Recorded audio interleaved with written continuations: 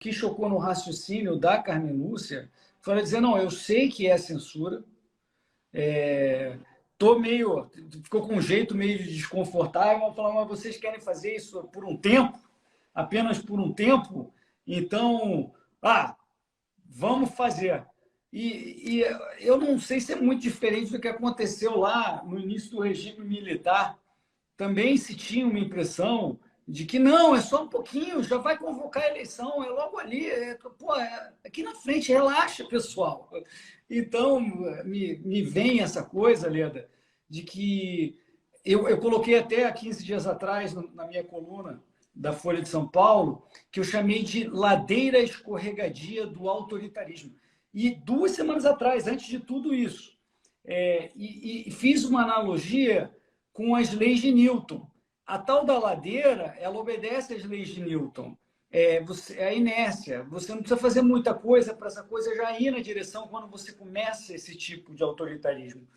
Para ter a outra lei de Newton, a segunda, em reação, teria que ser a sociedade fazendo uma força contrária a essa censura, né? Que seria a única forma de a gente segurar essa ladeira escorregadia do autoritarismo. Muito triste, de 2 semanas para cá, a coisa piorou muito. Houve veja, a censura de um documentário do Brasil Paralelo que nem o TSE tem não conhecimento. Foi visto. É uma coisa completamente... Não, eu não É a censura do futuro, né? Lembra aquele filme Minority Report? Me esqueci o título em português, mas é um filme de uns 20 anos atrás que os policiais, né, a justiça, ficava olhando tipo uma bola de cristal que dizia o futuro. Então você falava, não, você vai cometer um crime no futuro, eles já vão te prender agora. Né? E a discussão sobre se a bola de cristal, se aquilo é verdadeiro ou não, como é que foi isso, as pessoas não prestavam muita atenção.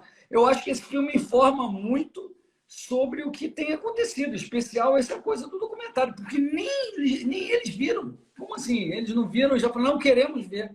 Está proibido, não pode mostrar. É muito surreal, é muito fora da casinha demais. E nessa, 40 e tantos perfis, o documentário do Brasil Paralelo, a faca no pescoço da Gazeta do Povo, do Jornal Online, de mais não sei o quê, são algumas, quase dezenas de coisas. Você sabe, na semana decisiva da eleição, na hora... Quer dizer, uma coisa totalmente... Eu acho que eu me sinto tão desconfortável quanto me senti no começo da minha história, quando eu começo a chegar nas redações, quando eu chego nas redações e existia a censura, o censor, a figura da Dona Solange, sabe? Existia a Dona Solange, era verdadeira. Ela existia, ela era a censora, né? E ela simbolizava assistia, todos os outros. Pelo menos ela assistia todo o material antes de determinar se ela queria censurar. Pois é, será que não era melhor? Meu Deus! Quem é que disse que eu ia viver para achar a Dona Solange melhor, hein? A gente ri, mas é triste pra caramba. Pessoal mais muito jovem, sério. Que não viveu isso. Toda vez que a gente ia assistir um filme no cinema, tinha uma ficha em preto e branco, super bem descritinha, com o nome da Solange, da censura, dizendo, olha, esse filme eu deixei, tal, olha só, tem uns troços esquisitos, mas esse eu deixei. Esse pode. E você ficava com aquele troço lá 30 segundos na tela. Você era obrigado a ler aquilo. Dava tempo de comprar pipoca, tal, tá lá o negócio da censura. Que loucura. Se a gente contar isso para essa moçada aí, a moçada nem acredita, né? Acha que eles estão ficando doidos. Agora já deve estar acreditando, porque o cara... Quando eu estava assistindo a Jovem Pan na semana passada, estava falando a Paula Henkel, e de repente ela começou a falar um troço que não tinha nada demais, nem me lembro direito qual era o assunto, nada, eu não estava falando de político, nem de Lula, nem Bolsonaro, nem nada disso. De repente, desculpa, Ana Paula, o apresentador do programa, desculpa, Ana Paula, eu tenho que te interromper, porque não podemos falar sobre esse assunto, eu tenho que te... Ou seja, claro que não é ele o censor, ele está tendo ordens do TSE sobre os assuntos que pode falar. Se você falar mais ou menos nessa linha, a gente fecha o teu negócio aí. Então o cara foi obrigado. Desculpa, não, Paulo, para de falar. Uma coisa de maluco isso. E está ficando assim mesmo. Bom, a gente tem que fazer alguma coisa. Você vai fazer, o Instituto Mises e várias outras entidades estão fazendo um ato amanhã, é isso? Isso, na verdade, é de indivíduos, na verdade, não são entidades, são indivíduos que são membros liberais, são membros do Instituto Mises, membros do Instituto de Formação de Líderes, tem gente do VPR, tem uma opção de gente da sociedade, e a gente vai fazer esse ato às 19 horas de amanhã, terça-feira, no Vão Livre do MASP. Contra toda a censura, Leda. Contra isso que a gente está falando aqui, que é o grande perigo, o maior perigo do autoritarismo que a gente está vendo chegar no Brasil. Então, convoco todo mundo. Também começou uma iniciativa muito bacana, que eu acho que vai estar projetada lá amanhã, que é o Censurômetro, que também está no Instagram. Então, no Instagram você pode acessar duas páginas. Censurômetro, que tem a ver com o ato, mas não é a do ato, e tem o Censura não, que é a do ato de amanhã, né? Que é o ato contra a censura. O censurômetro começou no dia da decisão do TSE, né? Que a Carmen Lúcia votou, então já está com 3 dias, sei lá, 3 dias e pouco, fica passando lá o tempo, e ele só vai parar quando o inquérito, aquele do fim do mundo, for enterrado, quando ele for interrompido e arquivado. Só ali que o censurômetro vai parar. E o censurômetro está instalado em algum lugar ou está só no Instagram? Não, tem um site também que é censurômetro.com.br. Está no Instagram, eu acho que está também em outras redes, tá? Mas esses dois eu sei. E a gente fica muito impressionado, porque, por exemplo, agora eu vi no Twitter, agora há pouco, dei uma olhada lá, e tinha uma nota da OAB. Finalmente a OAB parece que acordou, porque proibiram o Roberto Jefferson de ter advogado. É só aí quando bate, né? No teu negócio é que você vai agir. Você reage. Mas olha, eu cobri muito jovem, logo quando eu comecei a estudar jornalismo lá em Juiz de Fora, eu arranjei um trabalho no estado de Minas, que eu era a sucursal do estado de Minas, euzinha, sozinha, sem fotógrafo, sem nada, apenas para cobrir a auditoria da 4ª Região Militar. E foi lá, com Ziraldo, o Sérgio Cabral Pai, etc., presos na penitenciária de Linhares, que eu conheci grandes advogados brasileiros, doutor Marcelo Alencar, Evaristo de Moraes, enfim, eu era muito, muito jovem, estava no primeiro período assim, de comunicação. E eles eram advogados dos presos políticos, então os presos políticos tinham advogado naquela época. E agora o Roberto Jefferson não pode falar com o advogado. Pois é muito estranho, né? É estranhíssimo. Eu não conheço país que viole essa... Deve existir, mas eu não me lembro de nenhum país que tenha usurpado esse direito fundamental de todo ser humano, que é você ter uma possibilidade da ampla defesa e do acesso a um advogado.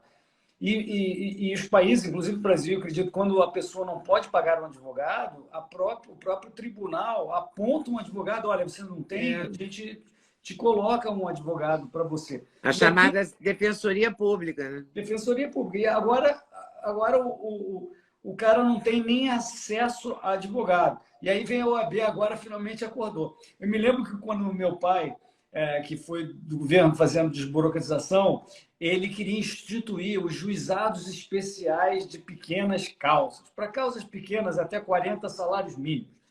E aí, quando ele falou, não, eu quero instituir isso, porque aí você faz sem advogado. Ih, meu Deus do céu! Para simplificar, tomar decisões rápidas e tal. A OAB, como assim? Não vamos deixar nada disso, não vem com isso, não.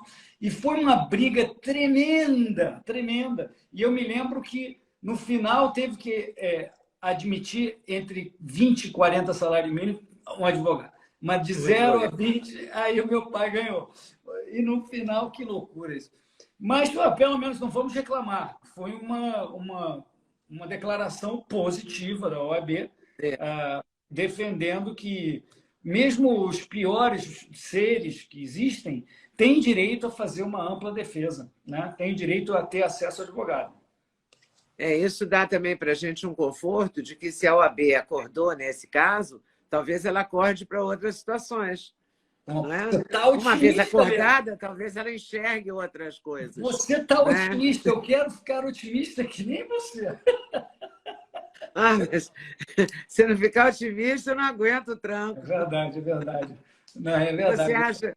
E amanhã, nesse ato, voltando ao ato do vão do MASP, terça-feira, às 19 horas, terça-feira amanhã, pessoas vão discursar, vai ter um carro de som, vai ter um microfone, vai ter o quê? Sim, vai ter microfone, vai ter um palco, um caminhão, onde as pessoas vão poder falar. Seria muito bacana se você conseguisse isso. Se quiser, eu te passo, pego e a gente vai juntos. E seria Olha que eu topo, hein? Porque eu tenho medo de sozinha. Não, então já está feito. Eu já desconfiei que essa carona seria bem aceita. Então depois a gente combina direitinho. Mas seria muito bacana se você pudesse dar umas palavras. E assim, eu acho que quem está aqui ouvindo está de acordo com o que a gente está falando e quiser lá dar umas palavras, fala comigo lá. Tem várias pessoas lá que podem ajudar a você se externar, né, o que a gente está sentindo. É muito triste tudo isso que a gente está vivendo. E não se sabe se vai ter fim, né? Porque quando a ministra Carmen disse que até o dia 31, a gente, sei lá, gato escaldado tem medo de água fria, né? A gente fica com medo. Será que é mesmo até o dia 31? E mesmo que o âmbito do TSE se encerre no dia 31, novas coisas, porque o que tiver em andamento eles vão continuar a tocar. Volta para o inquérito. Volta para o inquérito do fim do mundo, onde tudo pode. Ninguém sabe quem está sendo investigado, manda fazer busca, pega celular das pessoas, tudo meio em segredo, sem ter muita transparência, e que pode determinar o que quiser, porque hoje os poderes de um sujeito, até não existia um cara com um sujeito com tanto poder no Brasil até recentemente. No Brasil já houve gente com poder, e em geral era uma pessoa do poder executivo, presidente da República. Agora é um todo-poderoso do judiciário, que não tem muito cabelo, assim, tem menos que eu, esse cara aí. E ele faz o que quiser. Ele faz o que quiser, determina o que quiser. Parece que o inquérito do Roberto Jefferson, por exemplo, o Marcelo Monteiro estava comentando isso na Jovem Pan, já tinha sido determinado pelo próprio STF que ele teria que ser devolvido para uma instância inferior, e mesmo assim o STF não... Porque ele não tem foro privilegiado, ele não poderia estar ligado ao STF. Né? Exato. E aí ele determina, o Supremo, eu estou repetindo as palavras do do genial procurador Marcelo Monteiro, foi determinado pelo STF que não teria foro, que deveria voltar para uma instância inferior, mas o inquérito não foi levado para lá, transferido para lá. E aí foi o nosso xerife e resolveu continuar determinando atos relativos a esse inquérito, que já é uma maluquice, porque um juiz nunca pode conduzir um inquérito. Gostou do corte que você acabou de ver? Vale a pena conferir com certeza, né? Então vai conferir muitos outros cortes no canal de cortes Leda Nagli. É claro que a entrevista completa você vai conferir no YouTube Leda Nagli, canal Leda Nagli do YouTube, você não pode perder de jeito nenhum. Valeu, tô te esperando, hein? Vem nessa!